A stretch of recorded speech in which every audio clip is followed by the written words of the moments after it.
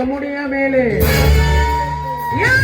ಒಣುಪೋಯಾರು ನಡೆ ಸಮುದ್ರದ ಅಲೆಗಳಂತೆ ಹೊರಸೂಸಿದ ಅವಳ ಸೌಂದರ್ಯ ಹೊರಾಕಾರವಾಗಿ ನನ್ನ ಕಣ್ಣು ಮುಂದೆ ಕಂಟಿ ನಿಂತಿದೆ. ಇಂದ್ರನ ಅಳಗಿರುತ್ತದ ನೀರು ಈ ಚಲಮಲಾಗರಾಜನ ಅರ್ಥಾಂಗಿನಿಯಾಗಬೇಕಾದ್ರೆ ನಾಳೆಯ ರಾತ್ರಿಯಿಂದ ತನ್ನ ಚಂದ್ರಗೆ ಕೊನೆಯಾಗಲೇಬೇಕು. ಅಲ್ಲಾಗ ತೀರುತ್ತದೆ ನನ್ನ ಕಾಮೋದ್ರೇಗದ ಬಯಕೆ.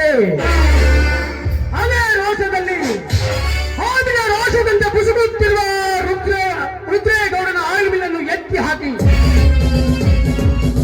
ಸಿರಿ ಸಂಪತ್ತನ್ನು ಹೊತ್ತುಕೊಂಡು ಲಕ್ಷ್ಮೀ ಪುತ್ರ ನೆನೆಸಿಕೊಳ್ಳದಿದ್ದರೆ